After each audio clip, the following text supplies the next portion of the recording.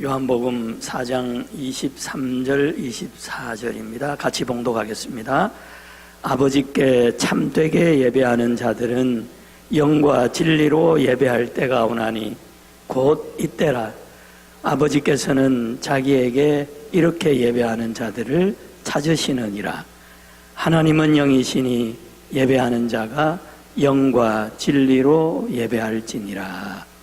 아멘. 오늘 현대인들의 불행은 행복을 밖에서 찾는 데 있습니다. 좋고 아름다운 모든 것들 다 가져다 놓으면 행복한 줄 아는데 내 안에 쓴물이 있는 한 소용이 없는 것입니다.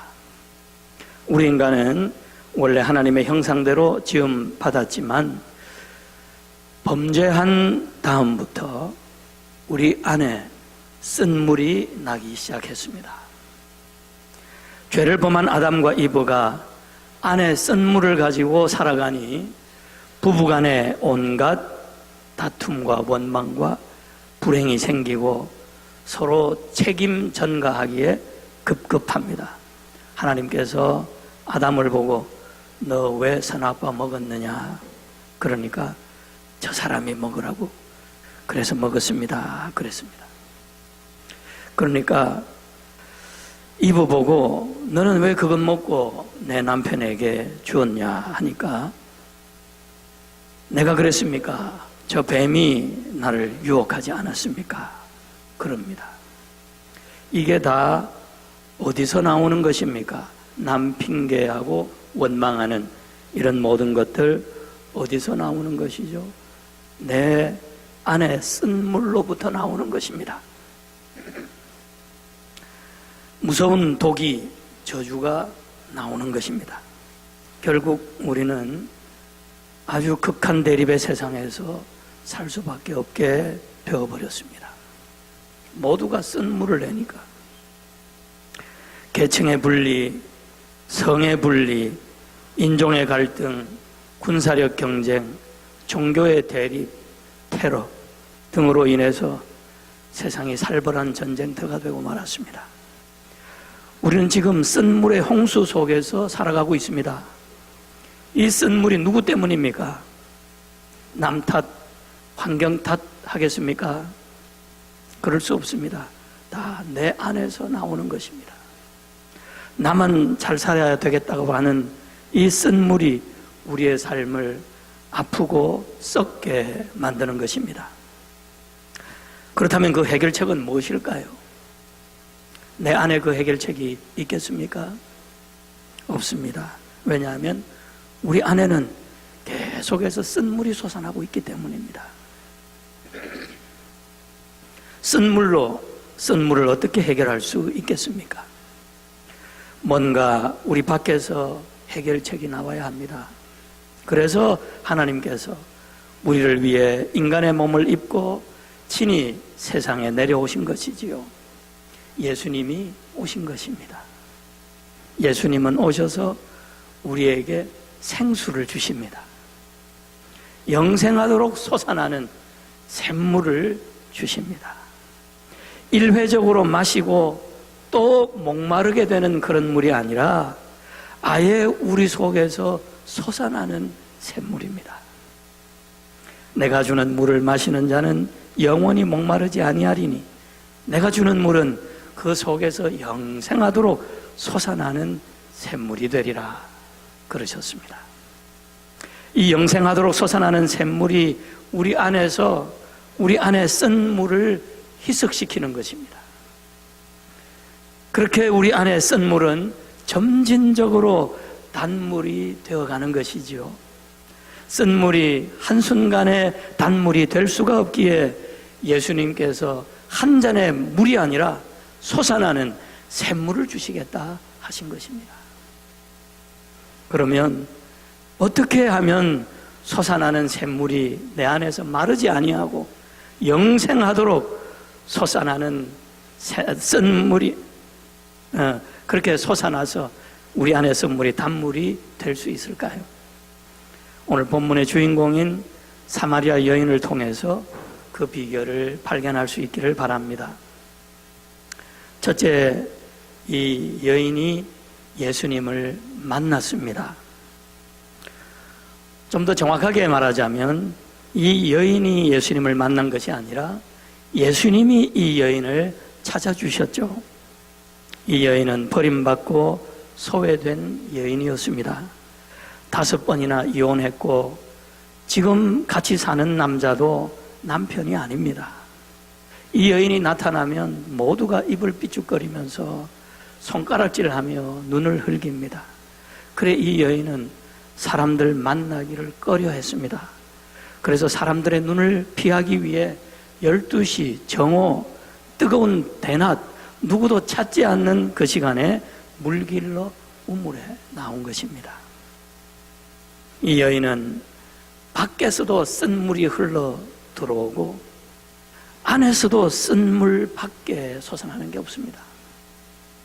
참으로 이 여인의 삶은 쓴 물로 충만했습니다. 그러기에 예수님이 이 여인을 찾아주신 것이죠. 이 여인이 예수님께서 주실 단물이 꼭 필요한 사람이라는 것을 주님이 알고 계셨기 때문입니다. 그렇게 이 여인은 예수님을 만나고 단물을 경험하게 됩니다. 세상에는 우물물만이 있는 것이 아니라 영생하도록 솟아나는 샘물, 그런 것도 있는 것이구나 하는 것을 어렴풋이 깨달아갑니다.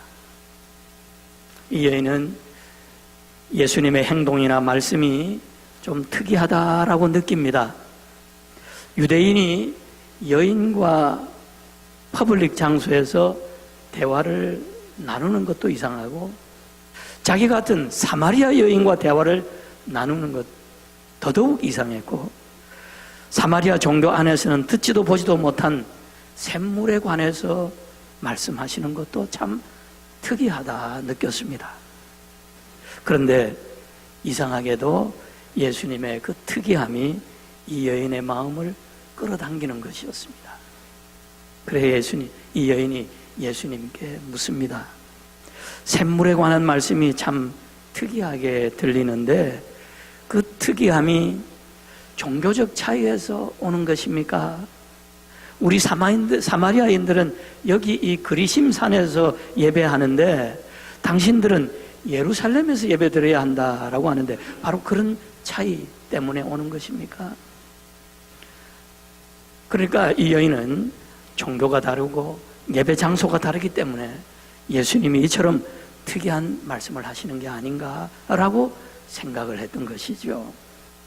그런데 예수님의 대답은 전혀 달랐습니다. 종교적인 차이, 예배 장소 그런 게 문제가 아니라는 것입니다. 정말 문제는 예배자다라고 말씀하셨어요. 참 예배자는 예배 장소, 형식, 전통 이런 것들을 다 뛰어넘어 영과 진리로 예배드리는데 하나님은 지금도 이런 자들을 찾고 계신다 말씀하셨습니다. 여기서 잠깐 오늘 우리의 현실을 돌아보십시다.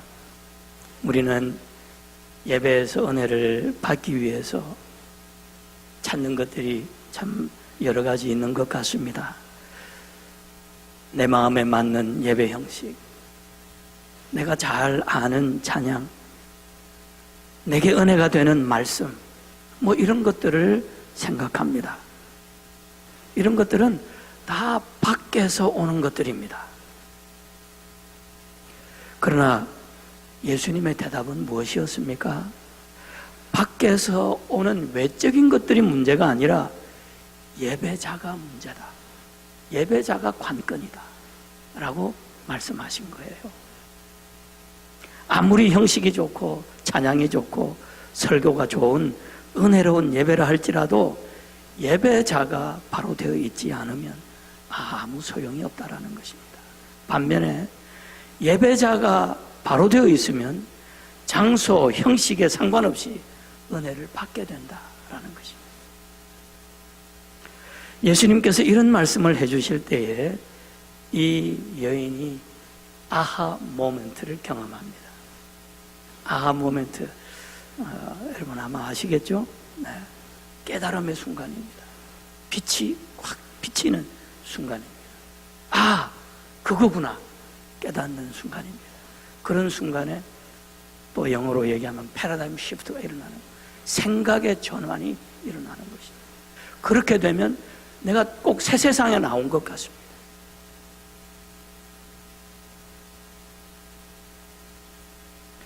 이 여인이 그런 변화를 경험하게 된 것입니다. 그리고는 이렇게 말합니다. 메시아가 오시면 이런 일이 일어날 수 있겠지만 그렇지 않고서야 어떻게 이런 놀라운 일이 일어날 수 있겠습니까? 라고 질문을 드렸습니다. 그때 예수님은 기다리셨다는 듯이 내가 그라, 내가 메시아라, 내가 그리스도라, 이 여인에게 자신을 알려주셨습니다. 이렇게 이 여인은 예수님을 만나게 되었습니다. 예수님을 만난 이 여인은 그 다음 두 번째로 달라지기 시작했습니다. 28절을 보면 여자가 물동이를 버려두고 동네로 들어가서 그랬습니다. 이 여인이 왜 우물로 왔었죠? 물길로 왔었죠.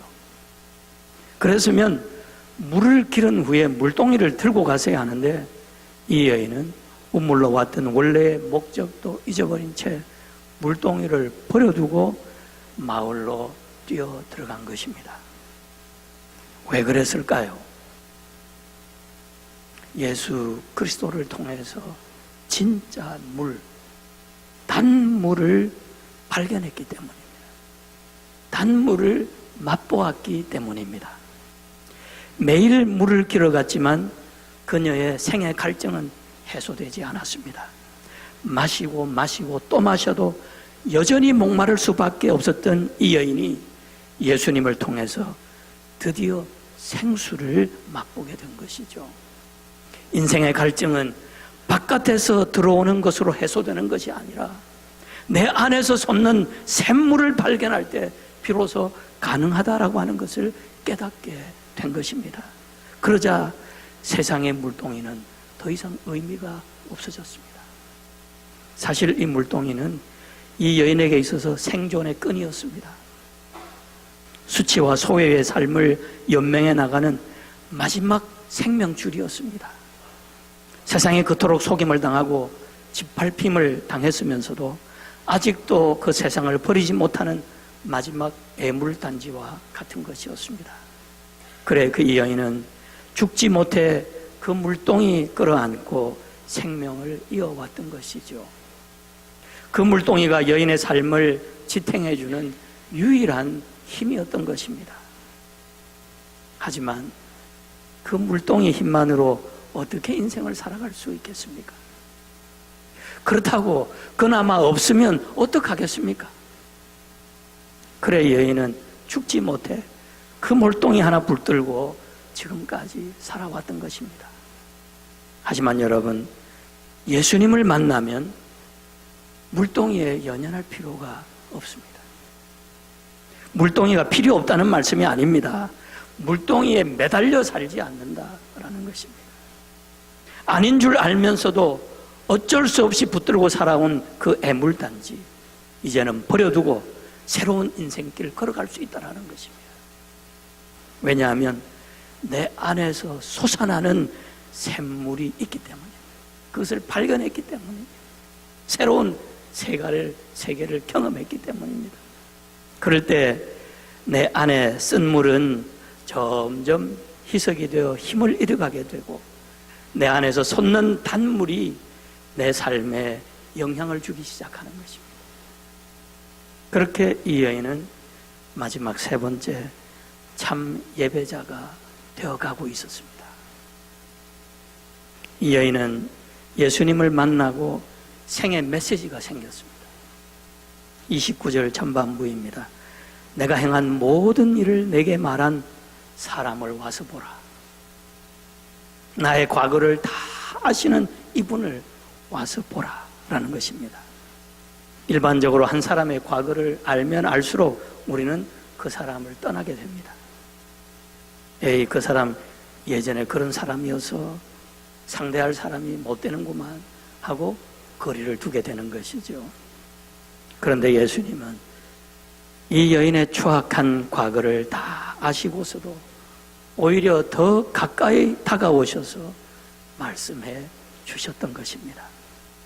진리이시고 생수이시며 모든 것에 모든 것이 되시는 그분이 자기 같은 것 버리지 않으시고, 아니 오히려 자기의 죄와 상처를 아시기에 더 가까이 오셔서 새 생명을 주셨다라는 것입니다. 그러니 이분을 와서 보라는 것입니다.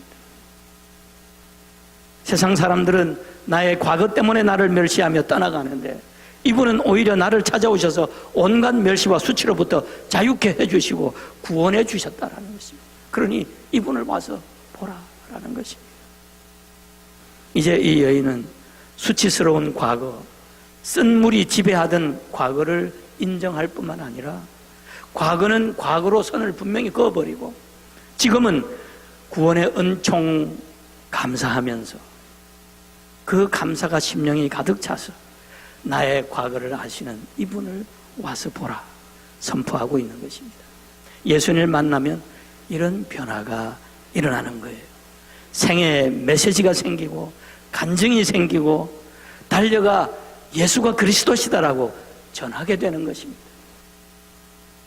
여러분, 예수가 그리스도라고 전하는 이 여인의 모습 얼마나 귀합니까?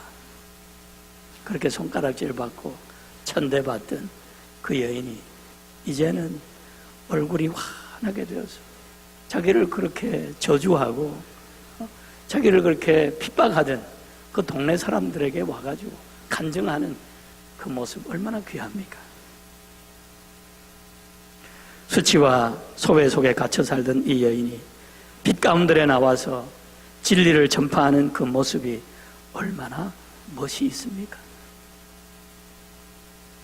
이게 하나님이 찾으시는 참 예배자의 모습입니다.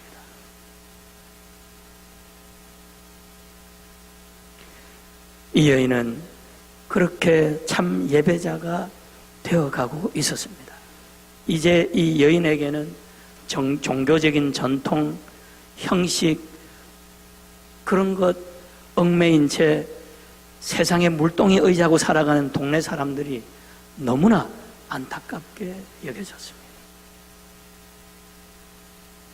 그래 단숨에 동네로 달려가 그리스도를 보라고 외쳤던 것이죠. 그리고 놀라운 것은 그 한마디에 온 동네가 다 달려나와가지고 예수님을 만나고 예수를 믿게 되었다라고 하는 것입니다. 무엇을 말해주는 것입니까? 동네 사람들이 볼 때 이 여인이 그 정도로 놀랍게 변화되었더라는 거죠. 쓴 물을 내뿜으며 물동이 하나 의지하고 살던 사람이 이제는 그 안에서 솟아나는 샘물로 인해 감사하고 기쁨에 넘쳐 있고, 그리고 예수를 전하는 참 예배자가 되어 있는 그 모습을 보고 사람들이 놀란 거예요. 그리고 호기심을 가진 거예요. 어떻게 그럴 수 있었나? 저 사람이 변화된 게 무엇 때문인가? 궁금해진 거죠. 호기심이 발동을 한 거죠. 그래 그 여인이 나를 이렇게 변화시켜 놓으시오. 그리스도를 와서 보라 하니까 다 달려나왔던 것입니다.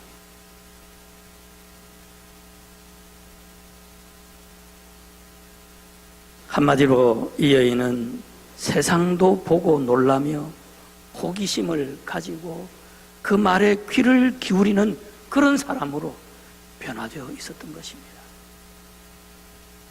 사랑하는 여러분, 하나님이 찾으시는 것은 절대로 예배가 아닙니다. 이 오해를 싹 씻어버릴 수 있기를 바랍니다. 하나님이 찾으시는 것은 예배가 아니에요. 호화롭고 웅장하고 거룩한 예배가 아닙니다. 하나님이 찾으시는 것은 참 예배자입니다. 가인과 아벨의 예배가 무슨 차이가 있어서 하나님께서 하나는 버리시고 하나는 악하다 하시고 하나는 귀하게 받으신 것입니까? 무슨 차이입니까? 왜 하나님은 가인의 예배는 악하다 하시고 아벨의 예배만 받으셨습니까? 재물이 달라서입니까? 장소가 다르고 예배 형식이 달라서입니까? 아닙니다. 절대로 그렇지 않습니다. 우리 하나님은 속이 그렇게 좁으신 분이 아니에요. 그러면 무슨 차이입니까? 바로 예배자가 달랐기 때문입니다. 하나님이 보실 때 가인은 예배만 잘 드리면 된다라고 생각하는 악하고 거짓된 예배자였던 거지요.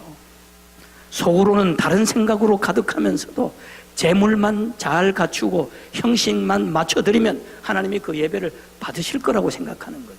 삶은 엉뚱하게 살아가면서도 교회 나와서 예배만 잘 드리면 문제없다라고 생각하는 것이죠. 이런 외적인 예배는 하나님이 싫어 토해내시고 싶어 하시는 것입니다. 반면에 아벨의 모든 관심은 예배드리는 자신의 모습입니다. 세상에서 살아가던 내 모습이 하나님이 받으실 만한 산제사가 되었던가 돌아보는 것입니다. 내가 지금 예배드리러 나온 이 시간 정말 전심으로 하나님을 찾고 있는가? 자기의 중심을 돌아보는 것입니다. 예배의 동기를 돌아보는 것입니다. 이렇게 아벨은 예배자의 삶을 살피고 예배자의 동기를 살피며 부족한 자신의 모습을 안타까워하며 황송한 마음으로 하나님 앞에 예배드렸던 것입니다. 모습은 똑같아요. 예배드리는 모습은 똑같아요. 하지만 예배드리는 그 마음은 천지 차이인 것입니다. 사랑하는 여러분, 하나님은